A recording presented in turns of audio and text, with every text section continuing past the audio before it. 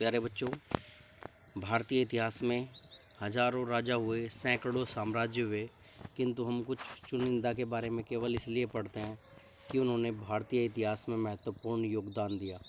इन्हीं में से एक साम्राज्य के बारे में हम पढ़ रहे थे जिसका नाम था मौर्य साम्राज्य। आज इस साम्राज्य की हम प्रशासनिक विशेषताएं पढ़ेंगे और ये पढ़ेंगे कि किस तरह इन प्रशासनिक विशेषताओं ने इस साम्राज्य को उच्चीकरण प्रदान किया। ये साम्राज्य उच्च स्तर पर गया।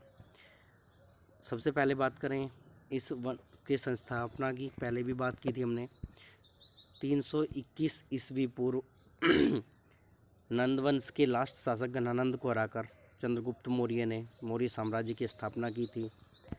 इस साम्राज्य की स्थापना करने में अगर इनके मुख्य सहयोगी कहें, शिक्षक कहें, मार्गदर्शक कहें और इनके महामंत्री भी थे, चाणक्य, विष्णुगुप्त या कौटिल्य, तीनों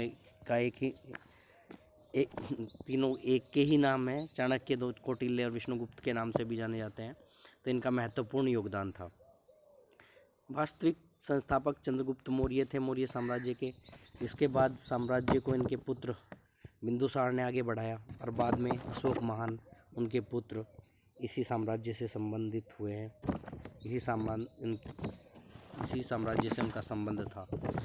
अब बात करें साम्राज्य की सीमा की, तो उत्तर में हिमाचल से लेकर दक्षिण में नॉर्थ कर्नाटक या चितलदुर्ग तक, पूर्व में बंगाल की खाड़ी से लेकर पश्चिम में बलूचिस्तान तक या अफ़गानिस्तान तक इनका साम्राज्य था। इनके पास लगभग 6 लाख पैदल सेना थी, जो उस समय में बहुत बड़ी आर्मी थी, जिसने इनके साम्राज्य की स्थापना में एक महत्वपूर्ण योगदान दिया। इसकी सीमाएं आपको मैंने बता दी हैं, एक बार देख लेना।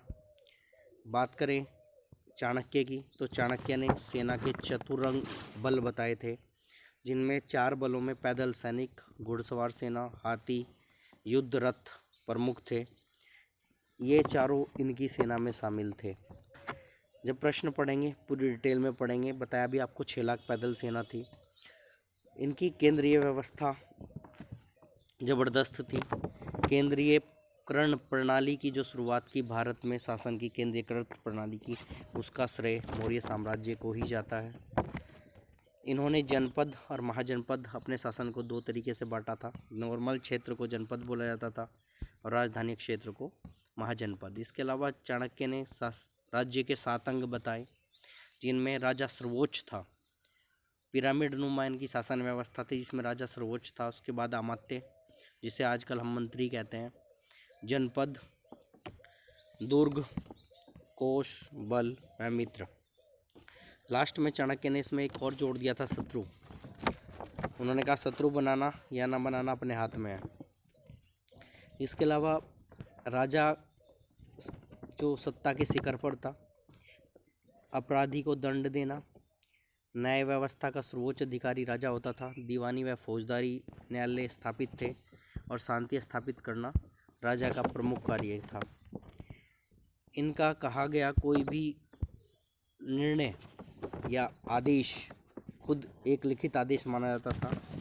इसकी सहयोग के लिए मंत्री परिषद थी, जिसमें बताया मैंने अमात्य शामिल थे। मंत्री परिषद मैगस्थनीज के विवरणों से पता चलता है कि मंत्री परिषद का मौर्य साम्राज्य के इस्टेब्लिशमेंट में और चरम तक पहुंचाने में महत्वपूर्ण योगदान रहा है। वे न केवल राजा को सलाह देते थे, बल्कि अपने अपने कार्य क्षेत्र को भी संभालते थे। अगर बात करें कार्य क्षेत्र की, तो कार्य क्षेत्र लगभग जैसे रक्षा मंत्री को रक्षा संभालना है, सबके अपने अपने कार्य क्षेत्र बटे हुए थे, जैसे आजकल हमारे कैबिनेट मंत्री होते हैं। इसके अलावा नगर प्रशासन को संभालने के लिए 30 सदस्य नियुक्त किए गए थे, जिनके 6 ग्रुप थे, जिन्हें 6 परिषद के नाम से जाना जाता था। ज़्यादा डिटेल में हम नहीं पढ़ेंगे, क्योंकि ज़्यादा डिटेल में पढ़ेंगे तो बहुत कुछ हो जाएगा। चंद्रगुप्त मौर्य कहाँ से बना, कैसे बना, उसके बारे में लेक्चर में समझा दिया जाएगा। और वैसे भी ये साम्राज्य इतना बड़ा है, इतना कि कई पीरियड कम पड़ जाए और 5, 7, 10 मिनट की वीडियो में से समाना संभव नहीं है। तो फिलहाल हम क्वेश्चन की बात करेंगे आज के। राजा किसान नगर, प्रश्न नंबर 2। मौर्य साम्राज्य की प्रशासनिक व्यवस्था पर प्रकाश डालिए। मौर्य साम्राज्य की प्रशासनिक व्यवस्था निम्न है। मैंने कहा था पहले केंद्रीकृत शासन की शुरुआत सबसे पहले मौर्य साम्राज्य ने की थी। तो पढ़ेंगे, मौर्य प्रशासन में राजा सर्वोच्च था, वह राजकीय सत्ता का प्रमुख केंद्र था। वह नियम निर्माता, सर्वोच्च न्यायाधीश, सेना नायक व अध्यक्ष होता था। साम्राज्य विस्तार होने के साथ साथ उसकी शक्तियों में भी वृद्धि हुई। ये बेहतरीन है, सबसे पहले लिखेंगे। दूसरा, अधिकारियों के दायित्व बताया, अमात्य शामिल थे जिनमें राजा ने कार्य की सहायता के लिए मंत्रिपरिषद की स्थापना की, जिसमें चरित्रवान व बुद्धिमान व्यक्तियों की नियुक्ति की जाती थी। इसका निर्णय राजा के लिए मानना अनिवार्य नहीं था। मंत्रिपरिषद क्या निर्णय लेगी, इसका निर्णय राजा माने या ना माने उसकी मर्जी। इन मंत्रियों के अधीन अमात्य कार्य करते थे। अगला है प्रांतीय शासन। प्रांतीय शासन की बात करें, शासन के कुशल संचालन हेतु साम्राज्य को 5 प्रांतों में विभाजित किया गया था। उत्तरी प्रांत, दक्षिणी प्रांत, पश्चिमी प्रांत और कलिंग प्रांत। वह केंद्रीय प्रांत का मुख्य कार्य, देखो 5 प्रांत बना दिए इन्होंने, एक उत्तर, एक दक्षिण, एक पश्चिमी, एक कलिंग और एक केंद्रीय प्रांत। अब बात करें, इनका कार्य था, मुख्य कार्य व्यवस्था बनाए रखना। प्रांतीय प्रणाली जो है वो अलग से भी पढ़ेंगे एक प्रश्न में, तब समझ में आएगा किसकी राजधानी कहाँ थी, कहाँ से क्या होता था, कैसे व्यवस्था चलती थी।